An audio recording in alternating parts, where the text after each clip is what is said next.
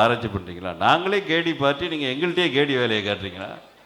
இப்படி தன்னைத்தானே மிகைப்படுத்தி கொள்வது, தன்னைத்தானே தன்னுடைய தகுதியின்மையை உயர்த்தி காட்டுவதுங்கிற ஒரு பொய்யான வாழ்க்கை இல்லாமல் இருப்பதுக்கு தான் இந்த கெட் டுகெதர். வேறு எதுவும் இல்லை. நான் ஒன்றும் பெரிய புலவர் பண்டிதர், நான் ஏதோ ஒரு பெரிய என் பேச்சை கேட்டு நீங்கள் உடனே திருந்தி உலகத்தை அப்படியே பரட்டி போடுவதெல்லாம் இல்லை. மனிதன் மனிதனாக இல்லாத சூழ்நிலை உயர்ந்துட்டு மெக்கானிக்கல் லைஃப் ஆகிட்டு இருக்கு. சம்பாதிச்சோமா, போனோமா, வந்தோமா, ஆனோமா, போயிட்டோமா. சார் இந்த ராடோ கார் டிரைவ் பண்ணிங்கன்னா என்ன ராடோ கார் என்ன? It is a mode of transport. ஏன் அங்கே மாருதியில் போனால் ஓடாதா? அது ஏன் டெம்போவில் போனால் போவாதா? It is a mode of transport. எனக்கு கிடைக்கிது, நான் அனுபவிக்கிறேன். எனக்கு கிடைக்கலன்னா லாரியில் தொத்திக்கிட்டு வருவேன், அவ்வளோதான். ஈஸியாக மைண்ட் செட்டை மாற்றி கொள்வதற்கான சூழ்நிலையை உருவாக்க வேண்டும். எல்லாத்தையும் பேசிட்டா எதுக்காக கூப்பிட்டீங்களோ அதுக்கு காசு கொடுக்க மாட்டீங்க என்ற காரணத்தினாலே பட்டிமன்றம் தொடங்கி பின்னாடி என்னுடைய தீர்ப்பை சொன்னதுக்கப்புறம் உங்களுக்கு டைம் அனுபவிச்சுன்னா என்னுடைய சினிமா அனுபவங்களை கேட்கலாம். என்ன கேட்டாலும் 100% நிர்வாண உண்மைகளை சொல்வதற்கு பிறைசூடன் தயாராக இருக்கிறான் என்ற முத்தாய்ப்பை மட்டும் சொல்லி அமர்கிறேன். பட்டிமன்றம் தொடர். ஏன்னா ஃபுல்லாக பேசிட்டேன்னு வச்சுங்க, தீர்ப்பு சொல்லக்குள்ள போர் அடிச்சிடும். நாங்கள் பிடிஓ போட்டுறோம், நாளைக்கு வந்து பாருங்கன்னு சொல்லுவாங்க. அப்புறம் அடுத்த தமிழ்ச்சங்கம் கண்டினியூ ஆகும். நாளைக்கு உங்களுடைய வேலைப்பொழி தெரிகிற காரணத்தினால உங்களை சில பேர் மதிக்கணும்னு தோணும், சில பேர் பேசினா வரணும்னு தோணும். அது மாதிரி நீங்கள் பேசுனுச்சு, வரணும்னு தோணுச்சு. அதனால் வேண்டியவர்கள் அழைத்தால் வருவதற்கு சாதாரண பிறைசூடன் எப்பொழுதும் தயாராக இருக்கிறீர்கள் என்ற அளவில் சொல்லி அமர்கிறேன். நன்றிகள், வணக்கங்கள். மீண்டும் பல திரும்பி வருகிறேன். நன்றி ஐயா அவர்களுக்கு. அடுத்தபடியாக இப்போ நம்ம ஆவலோடு எதிர்பார்த்துட்ருக்கிற பட்டிமன்ற நிகழ்ச்சியான வளைகுடாவில் வாழும் இந்தியர்களின் நிலை சுகமா சோகமா என்ற தலைப்பில் நடைபெறவிருக்கும் இந்த பட்டிமன்றத்தினை தலைமை ஏற்று நடத்தி கொடுக்குமாறு நம் தமிழ் சங்கத்தின் சார்பில் கவிஞர் அவர்களை அன்புடன் கேட்டுக்கொள்கிறோம். இந்த பட்டிமன்றத்தில் சுகமே என்று பேசுவதற்காக திருமதி ஆனி, திரு ராஜசேகர் மற்றும் திரு ராஜா அவர்களை மேடைக்கு வருமாறு அழைக்கிறோம். சோகமே என்ற அணியில் திரு லிவிங்ஸ்டன், திருமதி இந்திரா செல்வரங்கன் மற்றும் திரு அம்பலவாணன் அவர்களை பேச வருமாறு மேடைக்கு அழைக்கிறோம். அன்பு எழுமிய மதிப்பிற்கும் மரியாதைக்கும் உரிய தமிழ் நெஞ்சங்களை உங்கள் அத்துணை பேரையும் மிக கவனமாக தொட்டு வணங்கி இப்பொழுது பட்டிமன்றம் தொடங்குகின்றது. வளைகுடா வாழ்க்கை சுகமா சோகமாங்கிற தலைப்பு. பட்டிமன்றம் என்றாலே வாக்குவாதங்களை செய்து எதிர் வருகின்ற சமூகத்திற்கு நம்முடைய பண்பாடையும் கலாச்சாரத்தையும் விதைக்க வேண்டும் என்பதற்காக நடத்தப்படுவதுதான் பட்டிமன்றம்.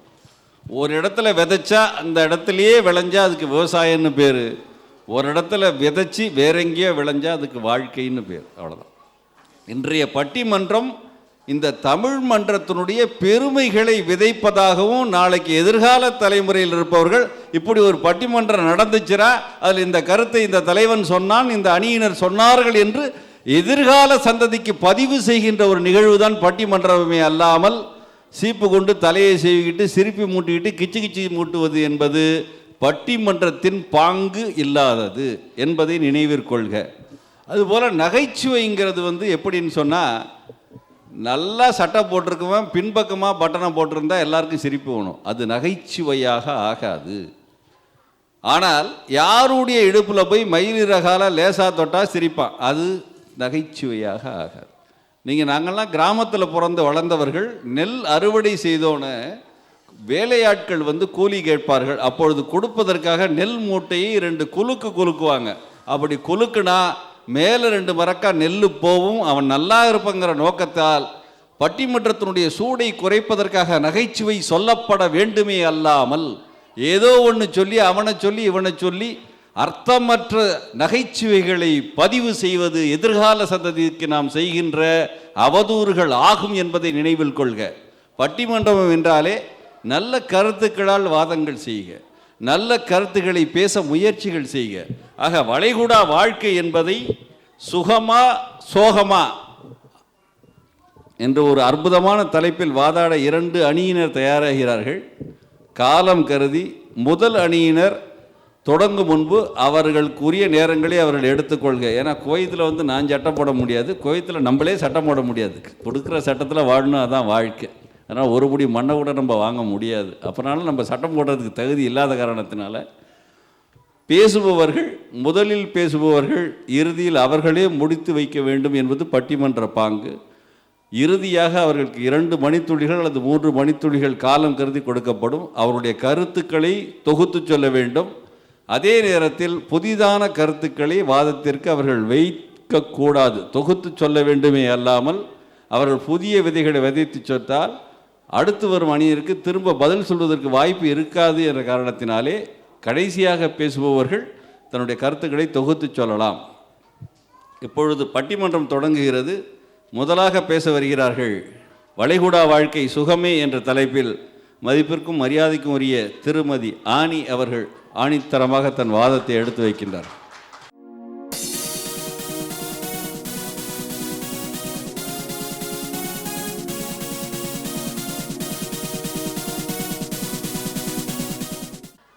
வெள்ளித்திரையில் கவிமழை பொழியும் கவிக்கடலே, இங்கு 3ஆம் பிறையாய் முடிசூடா பிறை சூடி அமர்ந்திருக்கும் பட்டிமன்ற தலைவரே வணக்கம். என் அன்பு தமிழ் நெஞ்சங்களே, எனக்கு துணையாக வந்த சுகமான ராகங்களே, எனக்கு வினையாக எதிரில் அமர்ந்திருக்கும் சோக கீதங்களே, வெற்றி மீது வெற்றி வந்து எங்களை சேரும், அதை வாங்கி தந்த பெருமை எல்லாம் எதிர் அணியை சேரும். ஐயா, மனிதர்கள் 2 வகைப்படுவார்கள். சுகத்தை மட்டும் காண்பவர்கள், அதாவது எங்களை போன்றவர்கள். சோகத்தையே காண்பவர்கள், இவர்களை போன்றவர்கள்.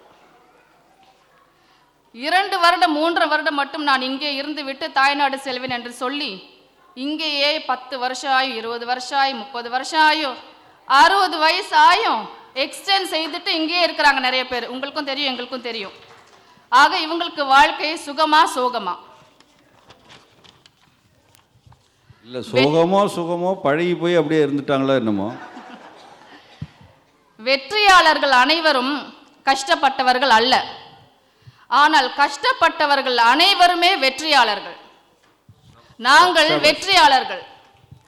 எதிரில் இருப்பவர்களோ எல்லாவற்றிலும் குற்றத்தையே கண்டுபிடித்து கொண்டு இது லொட்டு இது லொசுக்கு என்று சொல்லிக்கொண்டு சோகமாக இருந்து கொண்டு தாங்களும் சோகமாக இருந்து கொண்டு மற்றவர்களும் சோகத்திலேயே வைத்து கொண்டிருக்கின்றார்கள். சிலரை பார்த்தீங்கன்னா ஃபார் குட் நான் ஊருக்கு போகிறேன் அப்படின்னு சொல்லிட்டு ஊருக்கு போவாங்க. எல்லாரும் சேர்ந்து அவங்களுக்கு பார்ட்டியெல்லாம் வச்சு அனுப்புவோம் சந்தோஷமாக. போய் ஒரு 5-6 மாதம் ஆகும். ஃபார் குட் எல்லாம் ஃபார் பேட் ஆகிடும். உடனே என்ன பண்ணுவாங்க, வேகமாக திருப்பியும் ஃபார் குட் வளைகுடாவில் வந்து செட்டில் ஆகிடுவாங்க. ஆக இவங்களுக்கெல்லாம் வளைகுடா சோகத்தையா தருது. ஏன் திரும்பி வராங்க? அதான் வளைகுடான்னு பேர் வச்சுருக்கேன், வளைஞ்சு திருப்பி வர்றதுக்கு தானே. நம்ம தாய்நாட்டை எடுத்துக்கிட்டிங்கன்னா காலையில் வேலைக்கு போகிறவங்கள பார்த்தீங்கன்னா வேலைக்கு போயிட்டு திரும்பி வர வரைக்கும் வாழ்க்கையே ஒரு போராட்டம். போக வேண்டியது பார்த்தீங்கன்னா 2 பக்கம் சக்கரத்தில் அப்படியே பேருந்தில் போவாங்க, ஃபுல்லாக கூட்டம். அதுவும் இல்லாட்டி ஷேர் ஆட்டோ பார்த்தீங்கன்னா உள்ள நசுக்கி பிசுக்கி போயிட்டு வருவாங்க. இங்கே எடுத்துக்கோங்க, நம்ம வீட்டு வாசலில் ஏசி காரு இல்லாட்டியும் ஏசி டாக்ஸிலையாவது போவோம். அதுவும் இல்லாதவங்க ஏசி பஸ்ஸில் போகிறோம். ஆக இப்படி போய்கிட்டு சோகம்னு சொல்லிட்டு இங்கே 3 பேர் வந்து உட்காந்துருக்குறாங்க. இந்த கதையெல்லாம் கேட்டுட்டு நீங்களே சொல்லுங்க, இவங்க சோகத்தில் இருக்கிறாங்களா அப்படின்னு சொல்லிட்டு. நம்ம ஊரை எடுத்துக்கிட்டிங்கன்னா, நம்ம ஒருவேளை நம்ம ஊரில் இருந்தோம்னா ஏதாவது குடும்பத்தில் விழா எதுவும் வச்சாங்கன்னு வச்சுக்கோங்களேன், நம்மளால் போக முடியாத ஒரு சூழ்நிலை வருது. அப்போ நம்ம வந்து அவங்கக்கிட்ட இல்லை இப்படி என்னால் முடியல அப்படின்னு சொன்னோம்னா ஒத்துக்கவே மாட்டாங்க. ஆனால் இங்கே இருந்துக்கிட்டு நம்ம ஏதாவது ஒரு விழாக்கு போக முடியலன்னு வச்சுக்கோங்களேன், நம்ம வருத்தப்பட்டு சொன்னாலும் அவங்க சொல்லுவாங்க பரவாயில்லப்பா, எனக்கு தெரியும் நீ தூரத்தில் இருக்கிறேன்னு சொல்லிட்டு பரவாயில்ல, வராட்டி பரவாயில்ல, நாங்கள் அண்டர்ஸ்டாண்ட் பண்ணிக்கிறோம் அப்படின்னு சொல்லுவாங்க. ஆக தூரத்தில் இருக்கிறதுனால நம்மளுடைய உறவினர்களுடைய நம்ம வந்து ஒரு நல்ல ஒரு ரிலேஷன்ஷிப் இருக்குதா இல்லைங்களா? நீங்களே சொல்லுங்கள். தூர இருந்தால் சேர உறவு என்பார்கள். ஆக அது நமக்கு நல்லாவே கிடைச்சிருக்குது வளைகுடாவில் இருக்கிறதுனால. அதுவும் இல்லாமல் இங்கே பார்த்தீங்கன்னா பெண்கள் எடுத்துக்கிட்டிங்கன்னா வயது வித்தியாசம் இல்லாமல் 30 வயசு ஆனாலும் சரி, 40 வயசு ஆனாலும் 50 வயசு ஆனாலும் சரி, நம்மளுக்கு எந்த ஆடை வேணாலும் அணியலாம். நம்மளுக்கு அது ஒரு ஃப்ரீடம் கொடுத்துருக்காங்க இங்கே நம்மளுக்கு. இதே நம்ம ஊரில் அந்த மாதிரி செய்ய முடியுங்களா? இங்கே எது போட்டாலும் யாருமே கண்டுக்க மாட்டாங்க. நம்ம என்ன வேணாலும் போடலாம் இல்லைங்களா? ஆக இதெல்லாம் நம்ம இந்த சுதந்திரத்தை எல்லாம் அனுபவிச்சுக்கிட்டு இல்லை நாங்கள் சோகத்தில் தான் இதெல்லாம் செய்கிறோம் அப்படின்னு சொல்லிட்டு இங்கே வந்திருக்கிறாங்க. மனம் இருந்தால் பறவை கூட்டில் மான்கள் வாழலாம், வழி இருந்தால் கடுகுக்குள்ளே மலையும் காணலாம். எல்லாவற்றிற்கும் மனம்தான் காரணம். இவங்க 3 பேரும் பார்த்தீங்கன்னா இந்தியாவில் சோகம்னு சொல்லிட்டு இங்கே வந்திருக்கிறாங்க. இப்போ இங்கேயும் அவங்களுக்கு சோகம், எங்கே போனாலும் இவங்களுக்கு சோகம்தான். ஆக இவங்களுடைய வாழ்க்கை எடுத்துக்கிட்டிங்கன்னா இக்கரைக்கு அக்கறை பச்சை என்றும் இக்கரைக்கு அக்கறை பச்சை. ஆக எப்போவுமே சோகத்திலே தான் இருப்பாங்க இவங்க. இப்போ அவங்க 3 பேரையும் பாருங்களேன் கொஞ்சம்.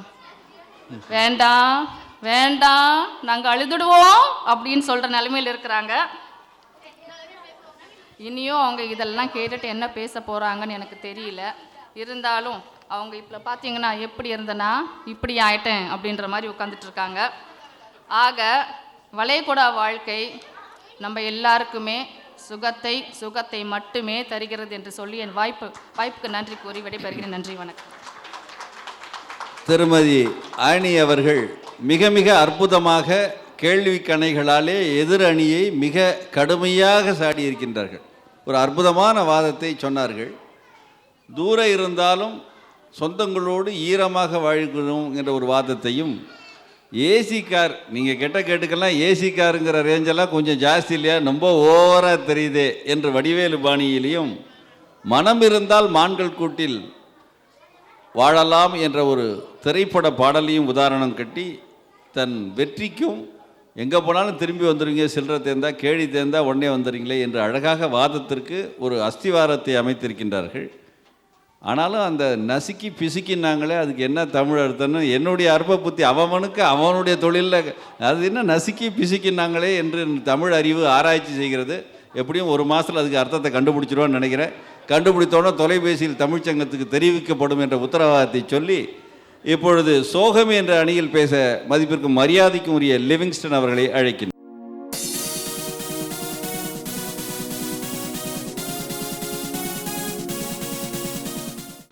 குவைத் தமிழ்ச்சங்கத்தின் இந்த சித்திரை திருவிழா நிகழ்ச்சியின் சிறப்பு விருந்தினராக பங்கேற்று எங்களது இந்த பட்டிமன்றத்தின் நடுவராக வீற்றிருக்கின்ற கவிஞர் பிறைசூடன் அவர்களுக்கும், என் கட்சி தோழர்களுக்கும், எதிர்கட்சி அன்பர்களுக்கும் இவ்விழாவை சீரும் சிறப்புமாக நடாத்திட இங்கு வருகை தந்திருக்கின்ற குவைத் தமிழ்ச்சங்கத்தின் அன்பு நெஞ்சங்களுக்கும் எனது முதற்கண் வணக்கத்தை உரித்தாக்கிக் கொள்கின்றேன். இங்கு எமது கட்சியினருக்கு அளிக்கப்பட்டுள்ள தலைப்பு வளைகுடா நாடுகளில் இந்தியர்களின் நிலை சோகமா சுகமா. வளைகுடா நாடுகளில் வாழுகின்ற இந்தியர்களின் நிலை சோகமே என்ற தலைப்பை பற்றி பேச நான் விரும்புகின்றேன். மனைவி மக்களை, தாய் தந்தையரை, உற்றார் உறவினரை மறக்க செய்திடும் இந்த வளைகுடா வாழ்க்கையானது நமக்கு எப்படி சுகமாக இருக்கும் என்று எனக்கு தெரியவில்லை. நமது நாட்டின் பண்பாடுகளை, பழக்க வழக்கங்களை, கலாச்சாரங்களை, பாரம்பரியங்களை மறக்கடித்து விடுகின்ற இந்த வளைகுடா வாழ்க்கையானது எப்படி சுகமாக இருக்கும் என்பது தெரியவில்லை. அது நிச்சயமாக சோகமாகத்தான் இருக்கின்றது என்பது என்னுடைய உறுதியான கருத்து. இந்த வளைகுடா வாழ்வின் மூலமாக நாம் இழந்து வருகின்ற சுகங்கள் எண்ணில் அடங்கா. கேடிகளுக்காக கோடிகளை கோட்டை விட்டுக் கொண்டிருக்கின்றோம் என்பதுதான் உண்மை. உற்றார் உறவினர்களின் வீடுகளில் நடக்கின்ற நல்ல சம்பவங்களிலோ கெட்ட சம்பவங்களிலோ நம்மால் கலந்து கொள்ள முடிவதில்லை. நமது ஊரிலே நடக்கின்ற விழாக்களில் நம்மால் கலந்து கொள்ள முடிவதில்லை. ஏன்? எல்லாவற்றிற்கும் மேலாக நமது வயதான பெற்றோர் நோய்வாய்ப்பட்டு படுக்கையிலே சிகிச்சை பெறுகின்ற நிலையிலே அவர்கள் அருகிலே இருந்து பணிவிடை புரியக்கூட நம்மால் முடிவதில்லை. எதனால்? இந்த வளைகுடா வாழ்க்கையால். இத்தகைய நிலைக்கு நம்மை ஆளாக்கும் இந்த வளைகுடா வாழ்க்கை எப்படி ஐயா நமக்கு சுகத்தை அளிக்க முடியும், சோகத்தை தான் அளிக்க முடியும் என்பதை நான் என் அருமை எதிர்க்கட்சி தோழர்களுக்கு கூறிக்கொள்ள விளைகின்றேன். இங்கே பயிலுகின்ற பள்ளி மாணவர்கள் கூட நமது நாட்டிலே அவர்களை ஒத்த சிறுவர்கள் இளைஞர்கள் பெறுகின்ற சிறப்பான கல்வியினை பெறக்கூடிய சூழ்நிலை இங்கு அமைவதில்லை. அவர்கள் பள்ளிக்கு சென்று வீட்டிற்கு திரும்பிய பின்னர் அவர்களுக்கு எந்த விதமான பொழுதுபோக்கு அம்சங்களும் அமைவது இல்லை. 4 சுவர்களுக்குள்ளே சிறை கைதிகளைப் போல சூழ்நிலை கைதிகளாக அடைபட்டுள்ள நிலை நமது நாட்டிலோ நமது வீட்டிலோ. அத்தகைய சிறார்கள் மைதானத்திற்கு சென்று மட்டையாடி மகிழ்கின்றார்கள், கபடி ஆடி சந்தோஷமாக இருக்கின்றார்கள்.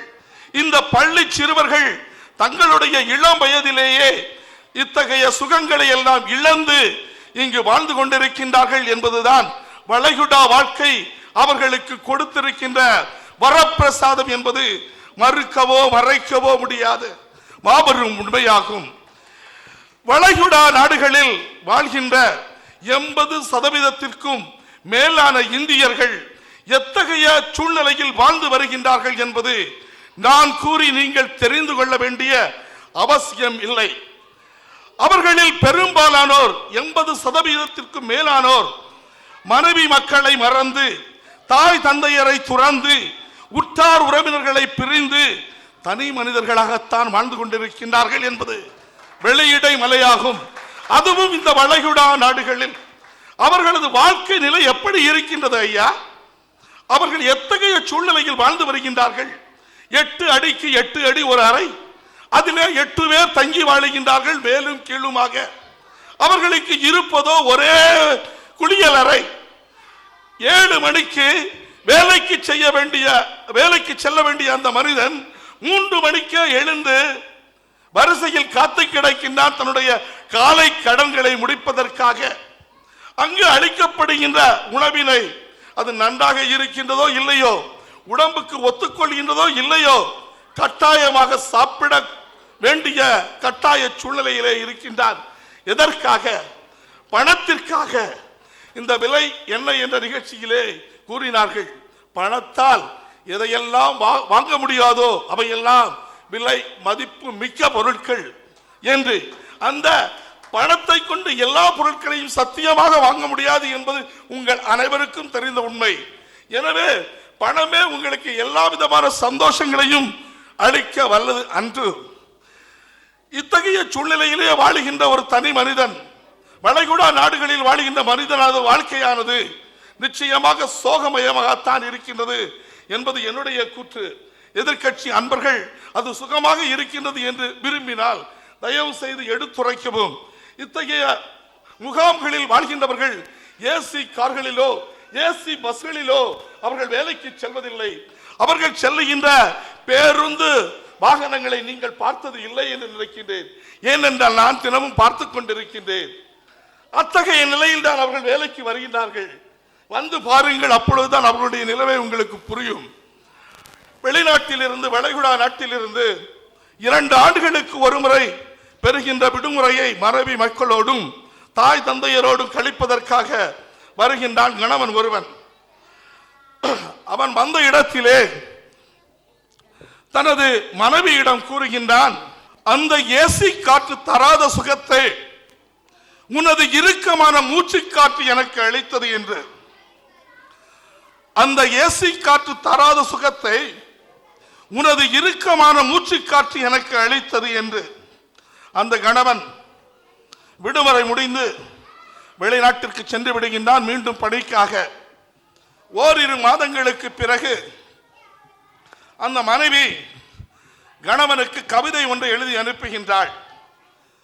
கணவன் வெளிநாட்டில் வாழ்ந்து கொண்டிருப்பதால் அவள் அனுபவிக்கின்ற சோகங்களை எல்லாம் வார்த்தைகளால் வடித்தெழுத்து ஒரு கவிதையினை எழுதி அனுப்புகின்றாள். அந்த கவிதையிலிருந்து ஒரு சில பாகங்களை நான் இப்பொழுது படிக்கின்றேன். திரும்பி வந்துவிடு என் குவைத் கணவா, திரும்பி வந்துவிடு. வாழ்வின் அர்த்தம் புரிந்து வாழலாம், திரும்பி வந்துவிடு. சத்தமில்லாமல் சமையலறை நுழைந்து முத்தம் கொடுத்து விட்டு ஓடுகிறாய். என் பசி மறந்து உனக்காக காத்திருக்கும் பொழுது காத்திருக்க வேண்டாம் என கண்டித்து விட்டு ஒரு கையால் இரு இதழுக்கு ஊட்டுகிறாய்.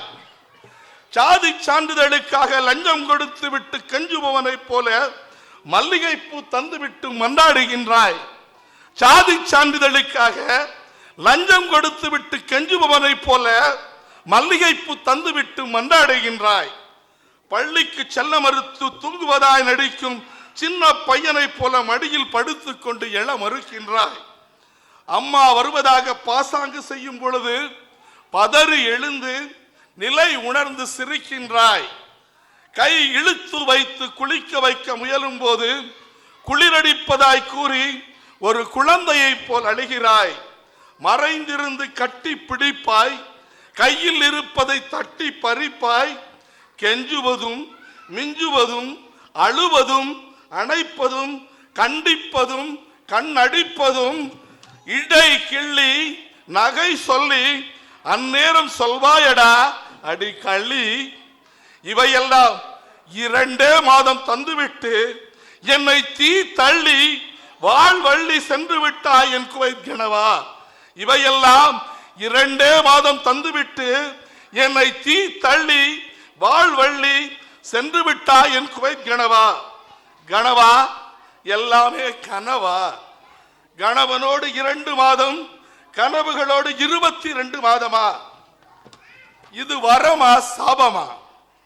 அழகுக்காய் பிணத்தின் சாம்பலில் முகம் பூசுவோர் உண்டோ? அழகுக்காய் பிணத்தின் சாம்பலில் முகம் பூசுவோர் உண்டோ? கண்களின் அழுகையை கண்ணாடி தடுக்குமா கனவா? கண்களின் அழுகையை கண்ணாடி தடுக்குமா கனவா? நான் தாகத்தில் நிற்கிறேன், நீ கிணறு வெட்டுகின்றாய். நான் மோகத்தில் நிற்கின்றேன், நீ விசாவை காட்டுகின்றாய். நான் மோகத்தில் நிற்கின்றேன், நீயோ விசாவை காட்டுகின்றாய். திரும்பி வந்துவிடு என் குவைத் கணவா. வாழ்வின் அர்த்தம் புரிந்து வாழலாம். விட்டு கொடுத்து தொட்டு பிடித்து தேவை அறிந்து சேவை புரிந்து உனக்காய் நான் விழித்து எனக்காய் நீ உழைத்து தாமதத்தில் வரும் தவிப்பு தூங்குவதாய் உன் நடிப்பு.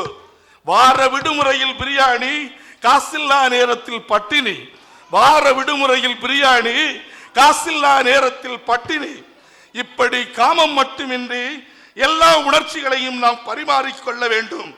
2 மாதம் மட்டும் ஆடம்பரம், உறவு, உல்லாச பயணம். பாசாங்கு வாழ்க்கை புளித்து விட்டது கணவா.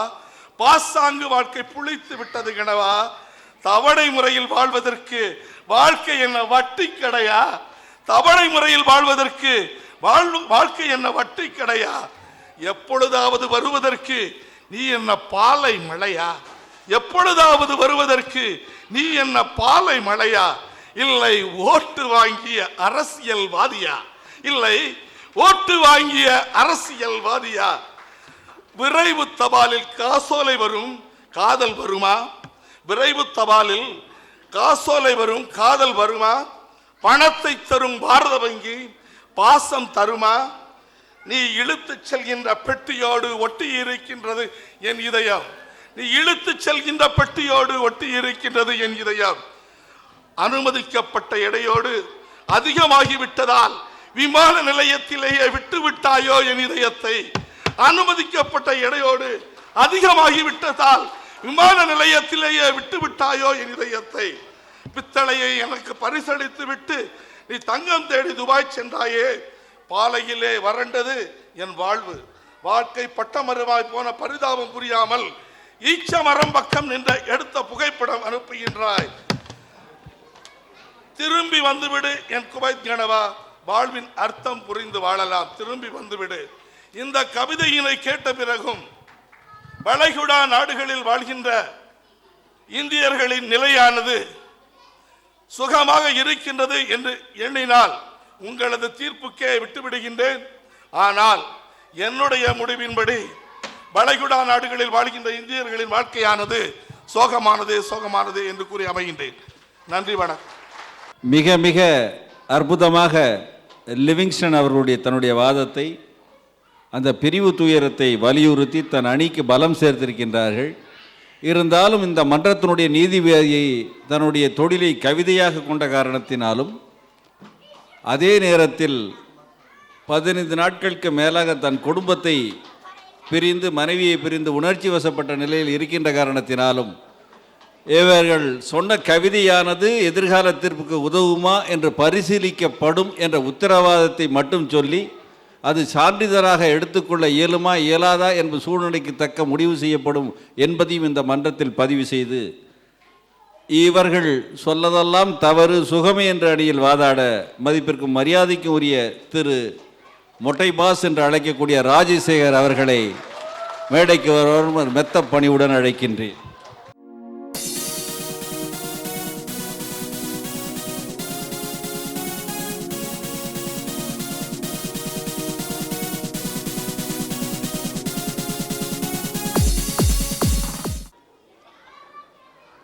தாயகமாம் தமிழகத்திலிருந்து வளைகுடா நாட்டு சுகம் காண வந்து இந்த சோகங்களோடு அமர்ந்திருக்கும் நடுவர் திருவாளர் திரு பிறைசூடன் அவர்களே, சுகமாயும் நலமாயும் அமர்ந்திருக்கும் பெரும் நடுவர் மற்றவங்களை விமர்சிக்கலாம், நடுவரை நீங்க விமர்சிப்பதற்கு இந்த மன்றம் தடை விதிக்கின்றது. இல்ல, சோகமா அமர்ந்திருந்தீங்களேங்கிறதுக்காக சொன்னேன்.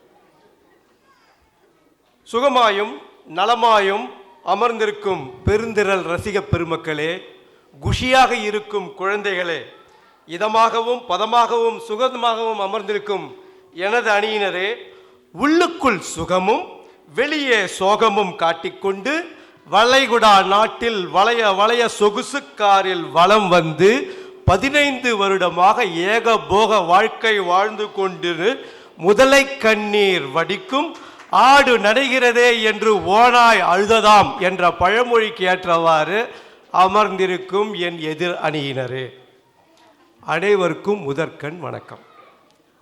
சோகமோ இல்லை சுகமோ நம்மளை தேடி வருதா? கிடையாது. நம்ம தான் அதை தேடி போகிறோம். நம்ம எதை எப்படி எடுத்துக்கிறோங்கிறது நம்ம கிட்ட தான் இருக்கு. அவை பாட்டி என்ன சொன்னாங்க? திரைகடல் ஓடியும் திரவியம் தேடுன்னு சொன்னாங்க. சோகம் தேடுன்னு சொல்லவே இல்லை. இதை பாருங்க, வளைகுடா நாட்டுக்கு வர்றதுக்கு முன்னாடி நமக்கு தெரிஞ்சுதானே வந்தோம். ஏமாத்தி நம்மள கண்ணை கட்டி கடத்தி கொண்டு வந்தா போட்டிருக்காங்க. நமக்கு தெரிஞ்சு வந்திருக்கோம், என்ன பொசிஷனுக்கு வந்திருக்கோம், என்ன வேலைக்கு வந்திருக்கோம் நமக்கு தெரியுமா தெரியாதா? இப்போ இவர் கீழே ஒரு 50 பேர் வேலை செய்கிறாங்க. அவங்களுக்கு ஆளுக்கு ஒரு கார் வாங்கி கொடுத்து, ஆளுக்கு ஒரு பாத்ரூம் வசதி கொடுத்து இவர் ஏற்பாடு செய்ய வேண்டியது தானே? கம்பெனியில் கொடுக்கணும், சொந்த படத்தில் போட்டு செய்ய வேண்டியது தானே? நம்ம கண்ணீர் வடிக்கிறோம் இல்லை? ஏன் செய்ய மாட்டோம்? பண்ணலாமே. இந்த பாருங்க, வளைகுடா நாட்டுக்கு வரும்போது நம்ம ஒரு எதிர்பார்ப்போட வந்தங்க. ஆனால் இங்கே வந்த அப்புறம் தான் தெரிஞ்சது என்ன சுகம் இருக்குன்னு சொல்லி. இங்கே கரண்ட் பில்லு கம்மி. ஆனால் கம்மியாக கரண்ட் தர்றதில்லை. 24 மணி நேரமாக கரண்ட் இருக்கு. பவர் கட் கிடையாது. நம்ம ஊரில் எப்போ குழாவை திறந்தாலும் காற்று வரும். இங்கே என்ன தண்ணி வருது? Very bad. தலைப்பு வளைகுடா நாடுகள் சுகம். அதனால் சொந்த நாட்டை சொல்வதை இந்த மன்றம் புறந்தள்ளுகிறது. அதை அனுமதிக்க இயலாது என்பதை மற்ற வருத்தத்தோடு தெரிவித்துக் கொள்கிறது. சரிங்க, நான் சொந்த நாட்டை பற்றி குற்றம் சொல்லலை. இப்போ என்ன, இங்கே இப்போ மருந்து வாங்குறோம் பார்த்தீங்களா? இங்கே எல்லாமே ஒரிஜினல். சில ஊரில் போலி கிடைக்குதான். மறைமுகமாக சுட்டி காட்டுவதை எச்சரிக்கையோடு செய்யுமாறு. ஏங்க, இங்க நித்திய ஆனந்தமா இருக்கிறதுக்கு ஒரு போலி சாமியார் கூட இல்லை. நான் இப்ப எந்த ஊரை பத்தியும் சொல்லல. கூவம் மாதிரி ஓடாத ஆறும் இல்லை, தண்ணி வராத ஆறும் இல்லை. இதெல்லாம் இந்த ரஜினி டைலாக் சொல்லுவார்ல, உங்களுக்கு ரஜினியோட டைலாக், ஃபேமஸ் டைலாக் உங்களுக்கு தெரியும். ஒன்று சொன்னா 1 போட்டா 100 போட்டா மாதிரிம்பாரு. நான் 1 போட்டா 160 போடுறாங்க. எங்க எக்ஸ்சேஞ்சில் நான் 1 தினார் போட்டா இந்தியா பேங்க்ல 160 போடுறாங்க. இதை பாருங்க, தெருவில் குப்பை தொட்டி இருக்கு.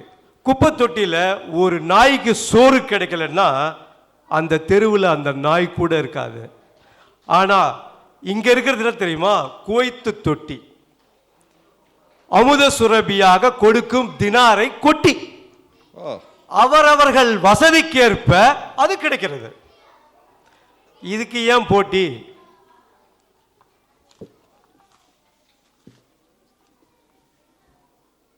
இவங்க என்ன சொல்லுவாங்க, ஊரில் போனால் ஒரு நல்ல காரியம் அட்டன் பண்ணல, குடும்பத்தை பிரிஞ்சிருக்கோம், அவங்கள பிரிஞ்சிருக்கோம், இவங்கள பிரிஞ்சிருக்கோம் அப்படின்னு எல்லாத்தையும் சொல்கிறீங்கல்ல, வரும்போது இதெல்லாம் தெரியாமையா வரீங்க? அன்னைக்கு ஒரு காலத்தில் ஃப்ளைட் இல்லை, இப்போ எடுத்துருங்களா ஒரு நாளைக்கு 4 ஃப்ளைட்டு போகுது, ஃப்ளைட் ஃபேர் சீப்பு, யார் வேணாலும் எப்போ வேணாலும் போகிறாங்க. 3 வருஷத்துக்கு ஒரு தடவை ஊருக்கு போகிற ஆளுகள்லாம் கிடையாது, நினைக்கும் போது போகிறாங்க வராங்க, எல்லா காரியமும் நல்லபடியாக தான் நடந்துகிட்ருக்கு.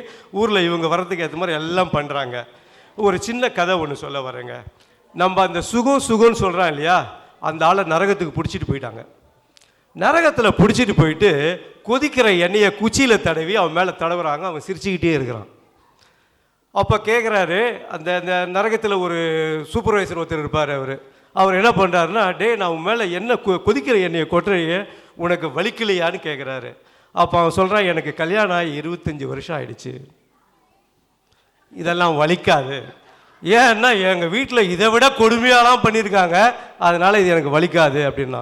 உடனே அந்த ஆள், அந்த நரகத்தில் உள்ள ஆள் சொல்கிறாரு, நம்ம ஆள் அவர் கேட்குறாரு, அப்படின்னா இப்போ உனக்கு தண்டனை கொடுக்கணும்னா நாங்கள் திருப்பி பொண்டாட்டிக்கிட்டே கொண்டு போய் விட்டுலாமா உன்னை அப்படின்னு. ஓகே விட்டுரு, நான் இன்னும் 30 வருஷம் அவளோட வாழ்வேன்.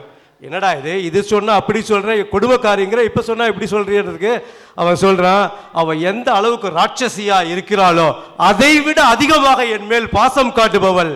நான் இங்கே வரும்போது அந்த தொல்லையை நினச்சிப்பேன், அங்கே போகும்போது அவளோட பாசத்தை நினச்சிப்பேன். அதனால் எனக்கு எங்கே இருந்தாலும் சுகம்தான். இன்னும் 30 வருடங்கள் கூட அதே மனைவியோடு என்னால் வாழ முடியும். நான் எல்லாத்தையுமே பாசிட்டிவாக எடுத்துக்கிறேன். ஒரு காரியம் நடந்தால் நல்லது, நடக்கலைன்னா அதைவிட நல்லது என்று நீங்கள் எடுத்துக்கொண்டால் உங்கள் வாழ்க்கையில் என்றும் சுகமே சுகமே சுகமே என்று சொல்லிக்கொண்டு என் உரையை முடிக்கிறேன். நன்றி, வணக்கம். சுகமே என்ற அணியில் ராஜசேகர் மிக அற்புதமான தன்னுடைய வாதங்களை பதிவு செய்திருக்கின்றார்கள். இருந்தாலும் தன் சொந்த குடும்பத்தின் சோகத்தை இந்த மன்றத்தில் பதிவு செய்த காரணத்தினாலே அது இந்தியா சென்றிருக்கக்கூடிய அவருடைய மனைவிக்கு குவைத் அரசின் ஒப்புதல் பெற்று உடனடியாக அவருடைய தாக்கீதுகள் அனுப்பி வைக்கப்பட்டு அவர்களுடைய ஒப்புதல் பெற்ற பிறகே தீர்ப்புக்கு பக்கபலமாக சேர்க்கப்படும் என்பதை இந்த மன்றத்தில் உறுதி செய்து, அடுத்து சோகம் என்ற அணியில் இந்திரா செல்வரங்கன் அவர்கள் வாதிட வருகிறார்கள். திருமதி இந்திரா செல்வரங்கன் அவர்களை வருமாறு மெத்த பணிவுடன் அழைக்கின்றேன்.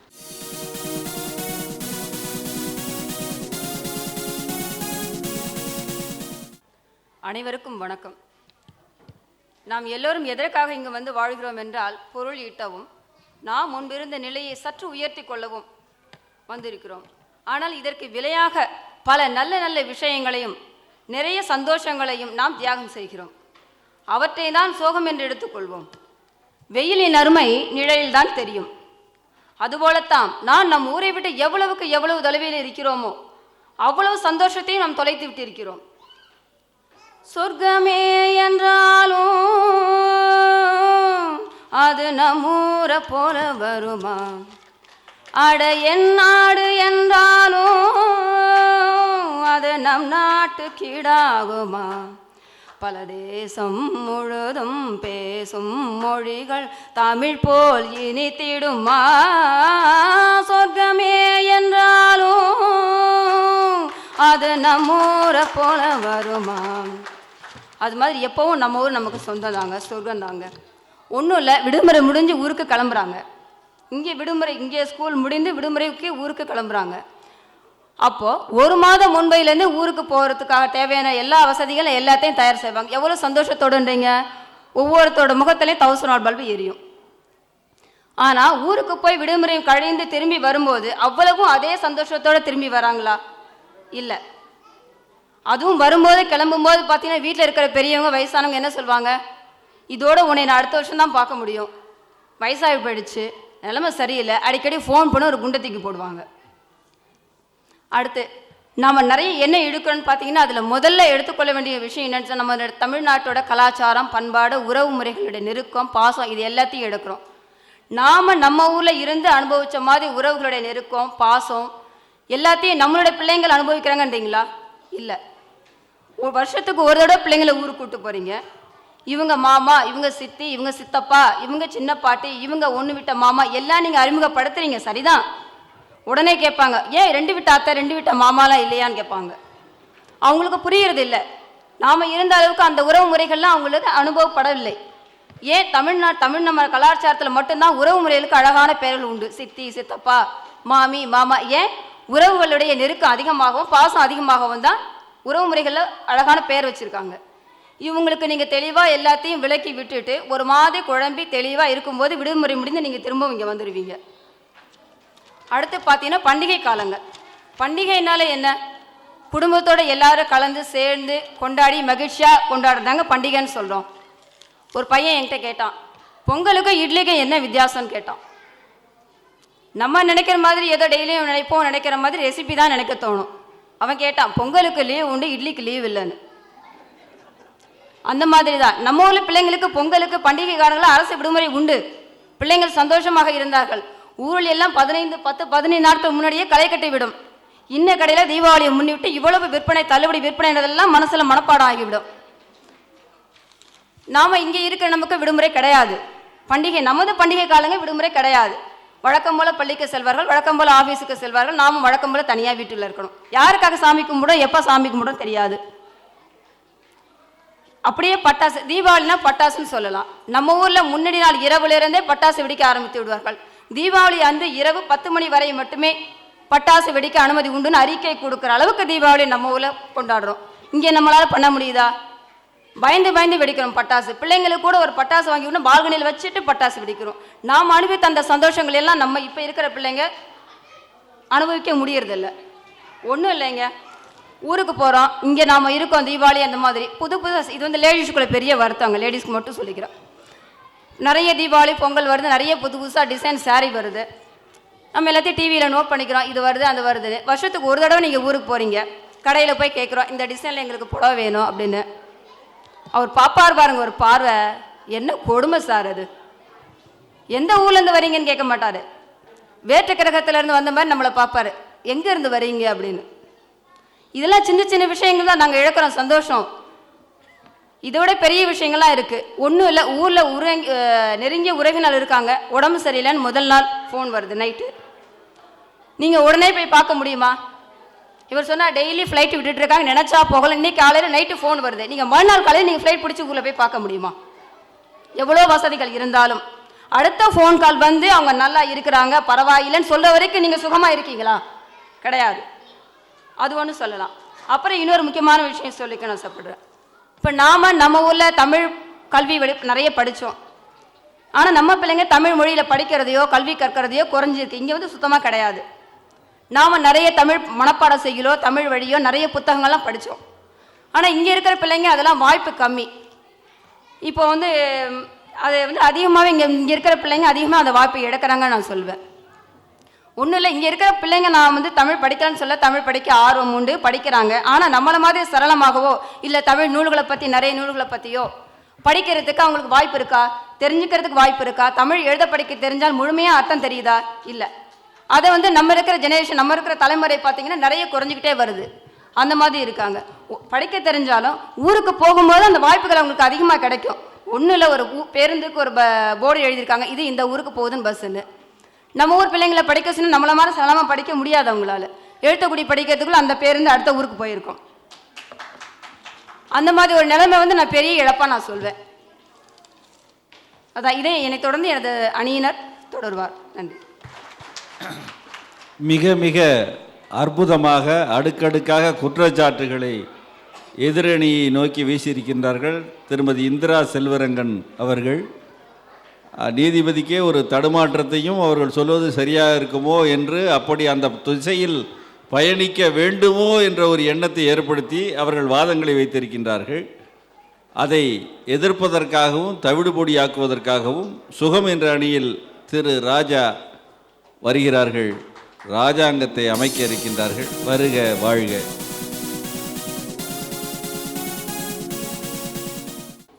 அனைவருக்கும் வணக்கம். வெள்ளித்திரையினிலே பாடல் பல ஏற்றி தற்போது சின்னத்திரை ரசிகர்களின் மத்தியில் வானம்பாடியாய் சிறகடித்து தெரியும் கவிஞர் பிறைச்சூடன் அவர்களே, தலைவரை புகழ்வது ஏற்புடையதாக ஆகாது, அது மன்றத்திற்கு உங்களுக்கு மதிப்பெண்ணை பெற்றுத்தராது என்ற உத்தரவாதத்தை இங்கே சொல்லி தொடருமாறு உங்களுக்கு ஆணையிடுகின்றேன். எனது அணிக்கு வலு சேர்க்க என்னுடன் அமர்ந்திருக்கும் நண்பர்களே, சோகத்தோடு அமர்ந்திருக்கும் எனது எதிரணி நண்பர்களே, நடுவர் அவர்களே, நீங்கள் திருவாளர் லிவிங்ஸ்டன் அண்ணன் அவர்கள் கவிதை எழுதியது அவருடைய சொந்த அனுபவமோ என்று நினைத்து விடாதீர்கள். அவர் அண்ணியோட இங்க ரொம்ப சந்தோஷமா தான் இருக்காரு. அதுக்கப்புறம் இன்னொரு விஷயம் பார்த்தீங்கன்னா, அவர்கள் சந்தோஷமாக இருக்கிறது அவருடைய தோற்ற அமைப்பித்து வைத்து நடுவருக்கு புரியும் என்பதை மட்டும் இந்த மன்றத்தில் பதிவு செய்.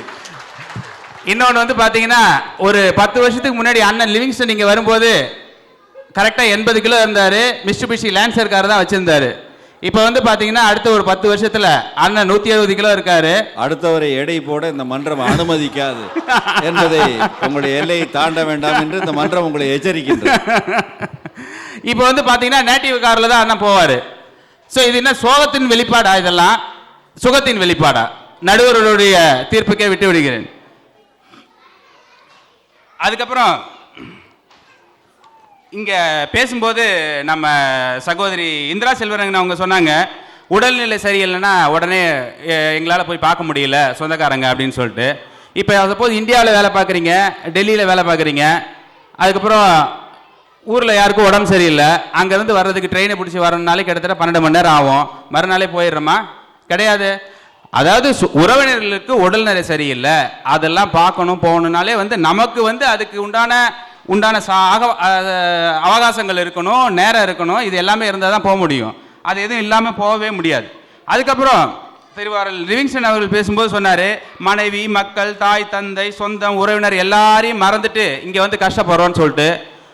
நமக்கு வாழ்க்கை நடத்துவதற்கு பொருளாதாரம் இல்லை, நமக்கு பொருளுதவி கொடுத்து உதவ